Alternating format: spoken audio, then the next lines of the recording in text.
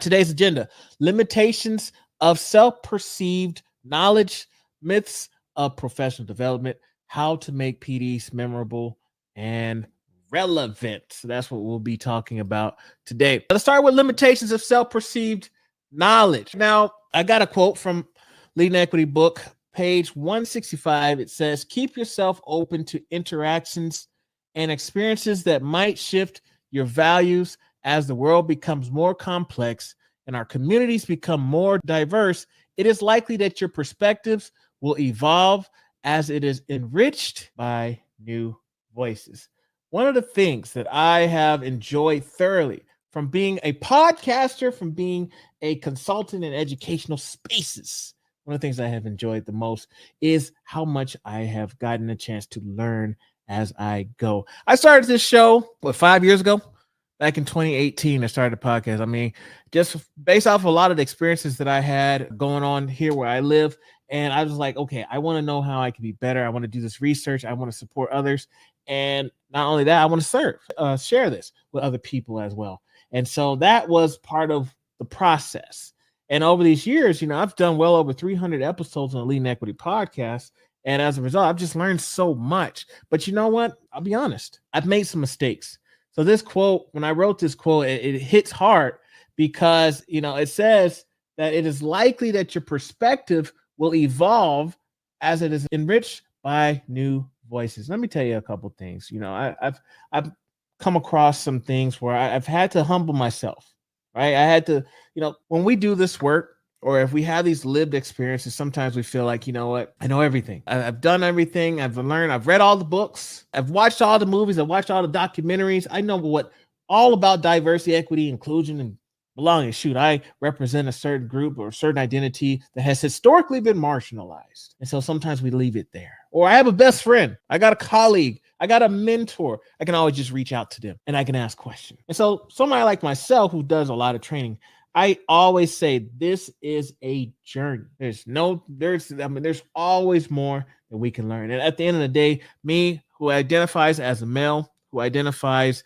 as heterosexual, there's going to be a lot of things that I will never experience and know what it's like because there's certain identities that I do not have. Right.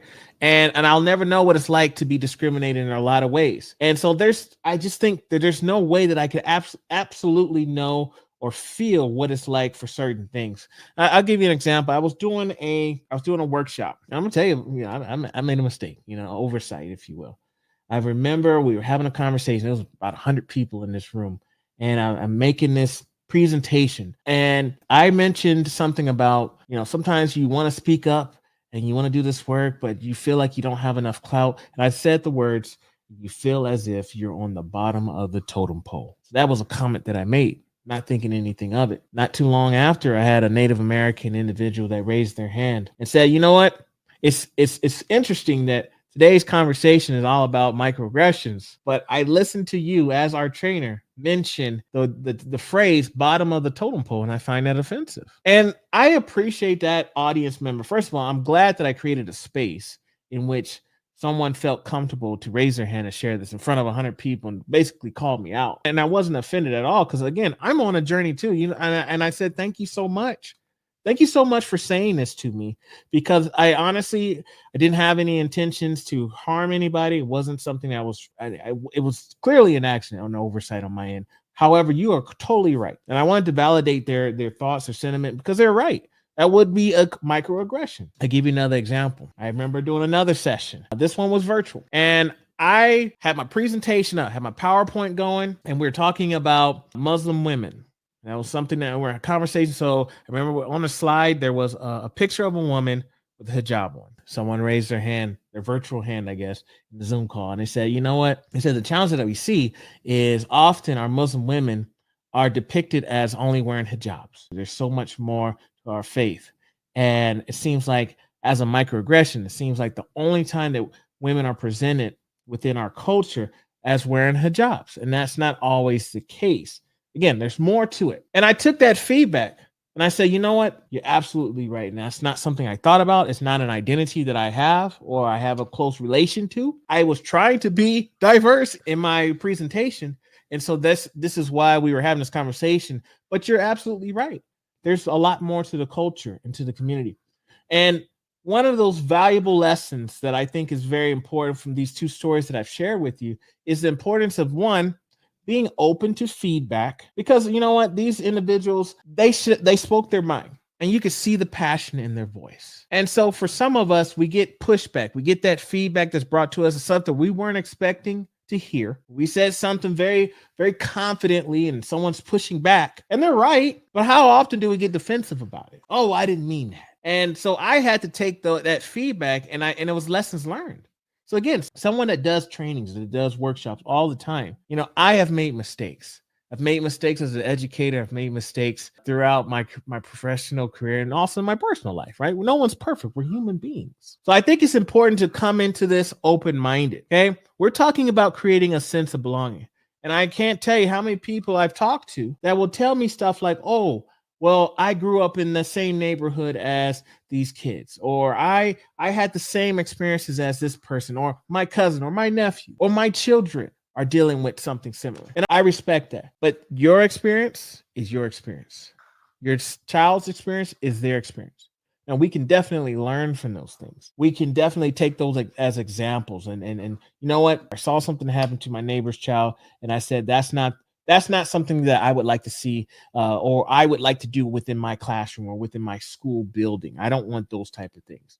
We can learn from that. But sometimes people will say, that's as far as I'm going to go. I don't want to hear anything else you had to say. They'll shut it down because they feel like they know everything. And I'm telling you today, again, as someone who literally does trainings and workshops all the time, who's on stage all the time, who does podcast interviews all the time, you're never there. There's always room for growth. There's always more that we can learn. I'm a living testimony of that. So what are some ways that we can learn more? Well, let's talk about it. Some ways that you can learn more. I mean, some of these seem pretty straightforward, but I think it's very important to bring up. Continuing education, okay? Higher education, work on your master's, certificates, things like that. There's also conferences, PLCs, and books. I think all of these are some ways to learn more, to hone your craft, to sharpen that knife, if you will. Maybe that's not the best example, but to sharpen your skills. Maybe that's what I'm trying to say. Sharpen your skills. I think these are all ways that you can do that. I remember I had a supervisor that used to tell us, you know what? Professional development is very important, and I believe in sending my staff to conferences and events. However, in order to go to a conference, if you want us to pay for it, you have to present, put in a proposal. And if you do get an opportunity to present, you need to come back and teach us what you learn or what you present as part of a staff meeting. And it was a piece that I had never thought about or considered, because I just thought, oh, well, I'm a staff member. You're supposed to send me here or there. But it's an investment. The school, the organization is investing in you. And is there a way that you can give what you've learned, what you presented? Is there a way that you can bring those things back and not only share it with the audience members that are at, all the participants within this event or this conference, but also your internal department as well? If you work with kids, guess what? You're not the only one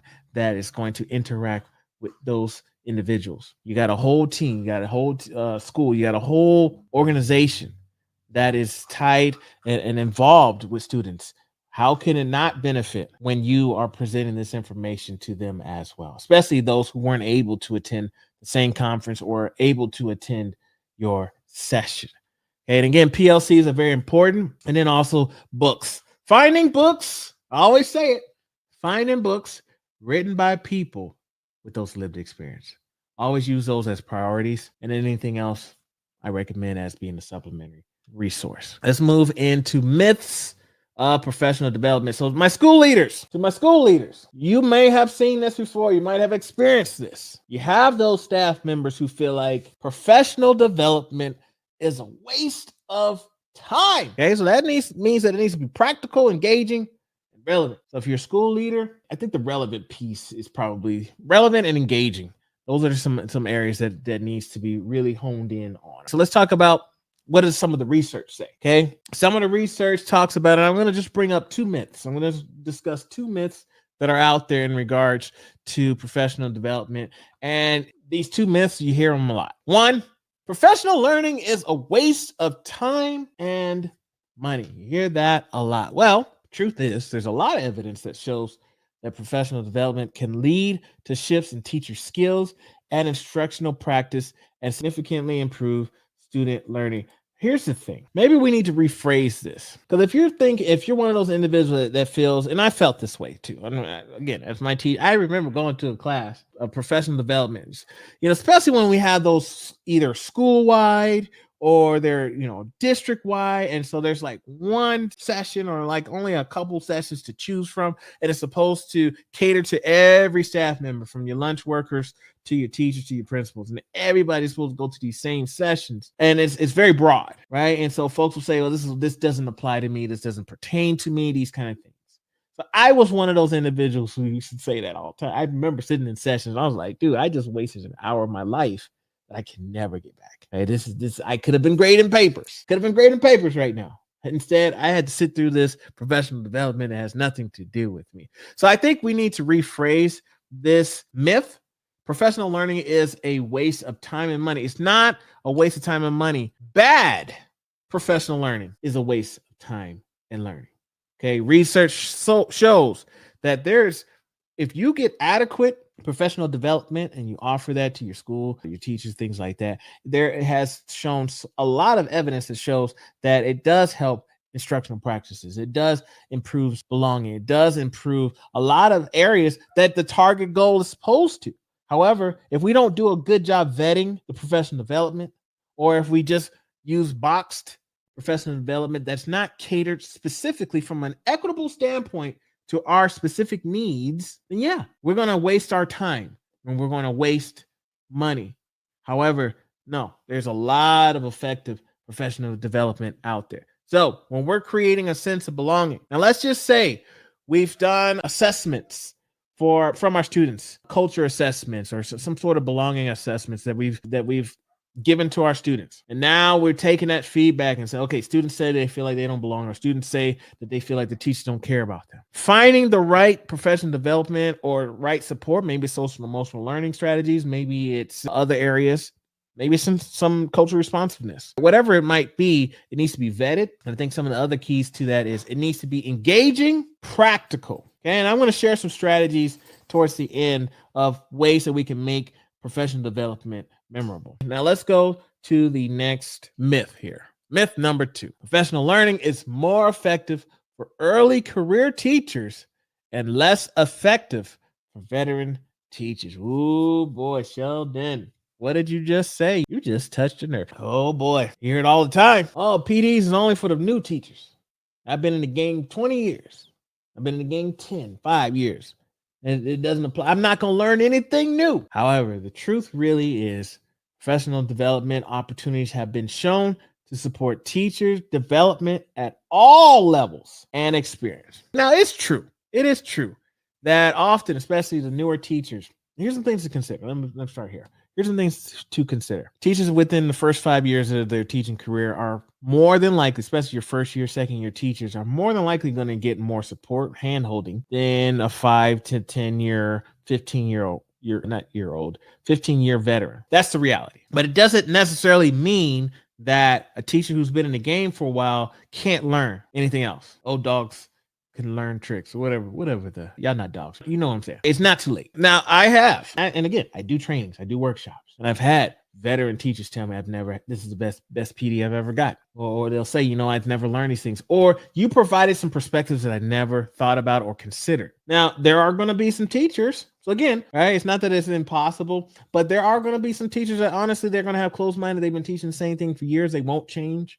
No matter what, you can bring them all the data, they just going to teach the same thing. Okay. And I know it's frustrating, especially from a leadership standpoint, when you're trying to get some teachers to kind of break out of those old habits. And look, that was effective 10 years ago, or that book made sense 10 years ago. But you know what? We just discovered that the author of that book, the original name of this book, has some racist slurs in it. You know what? There's some other books that we should probably use now. So there's times when you're going to have some staff members that are not going to want to change.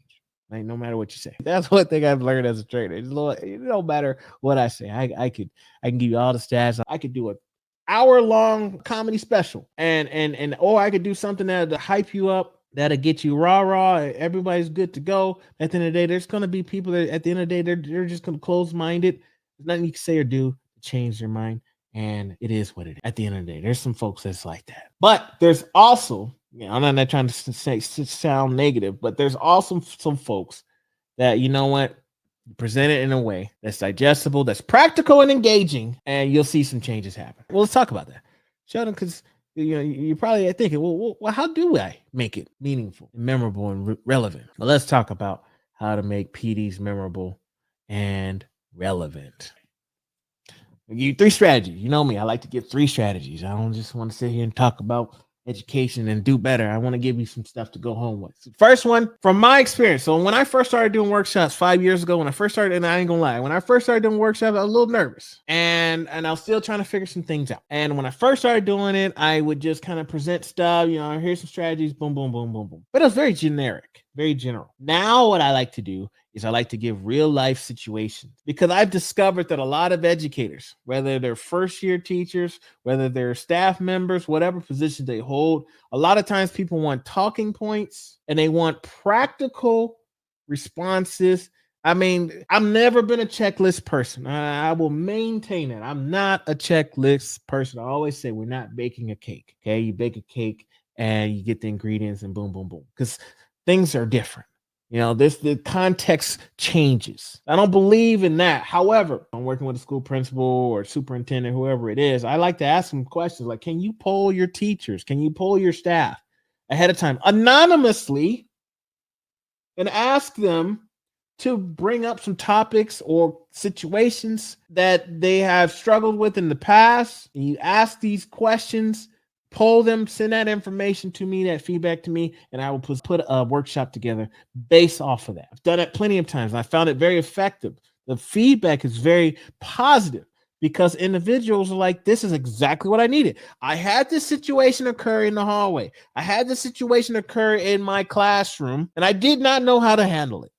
I didn't know how to bring it up to you. I didn't have the words to say. Students caught me off guard at the time, wasn't prepared. But you gave me talking points. So I found that scenario-based PDs are very important. It doesn't necessarily all have to be in regards to teaching, classroom management type of things, but I do a lot of trainings that are more large groups where there could be individuals of all different professional backgrounds, and maybe they're dealing with certain types of issues, bullying maybe, or some other challenges. And I like to get those scenarios, work with them in small groups, and then come to a larger group format, and we run down what we did, how we would handle these situations. I have a lot of activities in that sense. Another strategy that I recommend is staff input. This kind of leads me to my next point. So as I mentioned, polling your staff members, but also allowing them or providing them opportunities to co-design. Sometimes when we're at the top level, maybe we're school building leaders or district leaders or organizational leaders, we don't always see what's happening on the ground, like boots on the ground folks, and really offering them opportunities from your staff members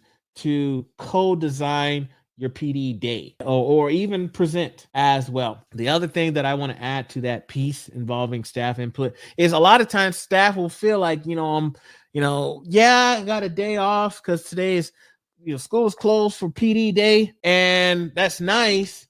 However, I'm not a big fan of, let's say this is a brand new initiative that this new leader has come in and now they're promoting, and there's only 2 sessions that I can go to. There's a morning session and there's an afternoon session, but there's literally 2 sessions offered. So I like to say, if there's ways that, let's say your equity is, your day is focused on equity or inclusion or belonging, whatever it is, right? Offer 3 different sessions around belonging. So now your staff members has an opportunity to choose one of those 2 or 3 topics. Okay. And let's say you're planning the day and say, hey, okay, folks, here's a staff meeting.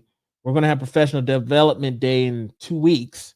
And here's certain topics that we can choose from. Which ones would you prefer? Now you're getting staff input on this. It's not just like, okay, they show up for staff professional development day and the sessions are already chosen for them, but they've already had some say, some buy-in, if you will, to what classes or trainings they're going to attend. They have a heads up as well. And the last one, and you would think this is something that we would think about, but I've missed this as well in the past, but The last one here is student-led PDs. Think about it. We have to remove the young people are exclusively the learners and adults are exclusively the teachers. Who are we serving? When we go to professional development, it's to what? Better serve your community, maybe better, but ultimately better serve your students and their family. Who better to learn from? We talk about co-teaching and learning from our students from a classroom level. We talk about that all the time, but we don't always talk about the importance and value in learning from our student. Imagine having a PD day where there's 3 to 4 sessions, 45 minutes, an hour-long sessions, all presented from a student's perspective. You have groups of kids, 2 or 3 students presenting. This is what we prefer or what we would appreciate when we walk into a classroom. This is what we would like to see in our classrooms. This is what these are some suggestions on how our school experience can be better.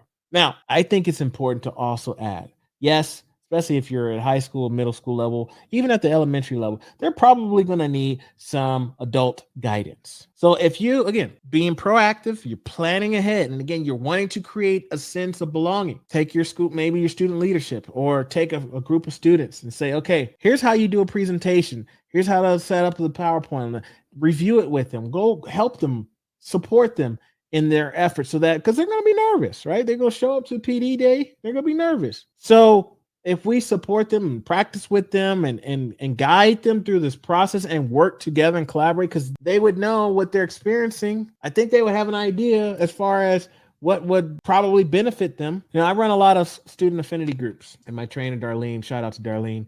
She does an amazing job where she does these working sessions.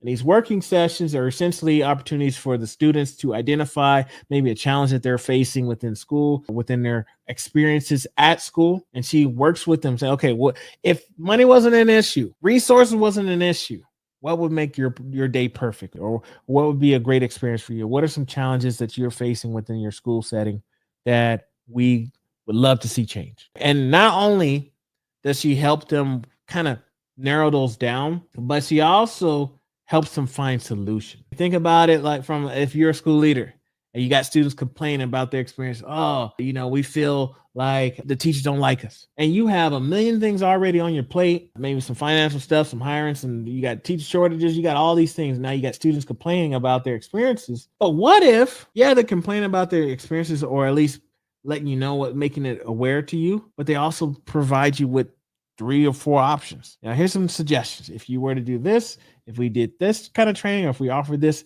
you know, presenting these things. So she helps them do that. And then she helps them do it in the form of a PowerPoint. Student-led PDs are very effective, but it's an area that we often forget about. Again, we talk about doing it in our classrooms. Let your students teach lessons and present, but we don't always do it on a larger scale. They will need support, but those are some things that we can do, which I believe will make professional development memorable and relevant. Again, scenario-based PDs, real-life situations, scenarios, talking points. Teachers want to know, what exactly should I say? How do I handle this? Providing staff input, and then student-led PDs. Now, at the end of the day, someone asked me this earlier this week. What is the greatest opportunity and challenge facing organizations valuing diversity, equity, inclusion, and belonging? I love that they added in belonging.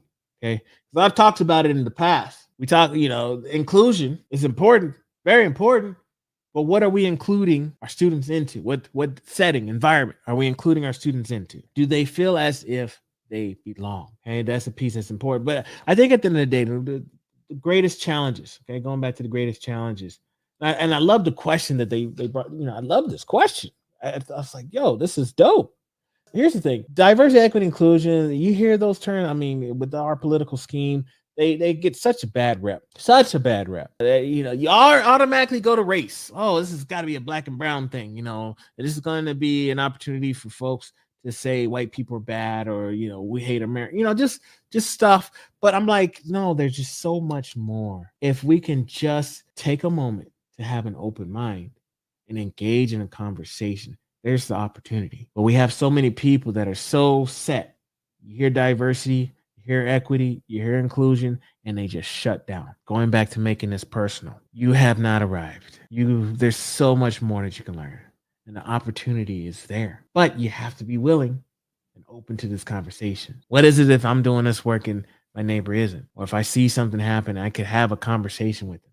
So I think there's a lot of opportunity, but again, that's the challenge. Those DEI, or diversity, equity, inclusion, however you want to say it, you hear that and it boom, automatically triggers so many folks. It shuts down the conversation. I think sometimes we're battling semantics and not looking at the bigger picture. It could be a sleight of hand, or look this way, don't look that way kind of thing. But I think if we spend so much time hung up on semantics, the work doesn't get done. I think we can all agree that we want the best for our students.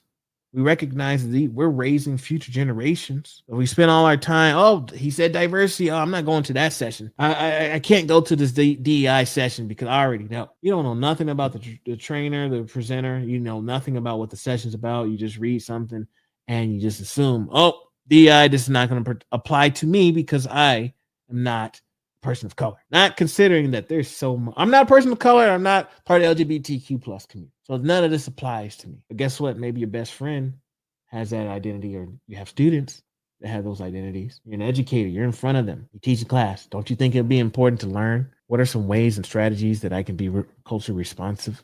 You hear the word culture responsive, and it triggers folks. Oh, that's critical race theory. That's just so much convolution when it comes to these terms that are meant to provide support for our students. At the end of the day, we want the best for them. We spend so much time on semantics. Final thoughts. Here's 2 takeaways for today. 1, lived experiences does not always equal expert knowledge. I know a lot of people, especially my folks of color, my colleagues of color, that will say, "Oh, I know, live, breathe this every day," and I'm a person of color as well. And I feel like, yes, I have lived experiences when it comes to racism, when it comes to discrimination. I feel like I've been looked over. I feel like I've had opportunities where I had to prove myself. I've had to code switch. I've done a lot of things. But again, as a person who professionally does this work, there's so much more that I can learn. I don't know everything. There's things that I will never, ever experience. But if I shut everything down because, oh, I'm a person of color, or, oh, I'm a woman, or all these things, well, I know what it's like. Yeah, you might, again, your experience is your experience. My experiences are my experiences. Doesn't apply everywhere. A lot of basic principles are are relevant or present there. However, there's so much more that I can learn, and I'm constantly trying to engage in these conversations so that I can learn more, so I can be the best version I can be. However, it is a journey. And the last part is, even if you can't relate, you can still empathize. A lot of folks will tell me, well, I don't have those identities. Doesn't apply to me. Why should I care? There's that quote from John Dewey, and I'm going to paraphrase it. Essentially, is do what you would do for your own children. So maybe you don't personally have it, or maybe no one within your family or someone you close to you think has these identities or has these challenges. But what if it was your child? What if it was you? Would you care then? What if the cameras go away? We watch it on media, and we see these things happening on media, news, social media, those kind of things. Puts our focus there. Or maybe we feel some emotion, some empathy then. But when the cameras go away, doesn't mean that those challenges, those issues go away. Just because the news isn't showing it 100% all the time, 24/7, doesn't mean that those challenges go away. Okay. So even if you can't relate, you can empathize.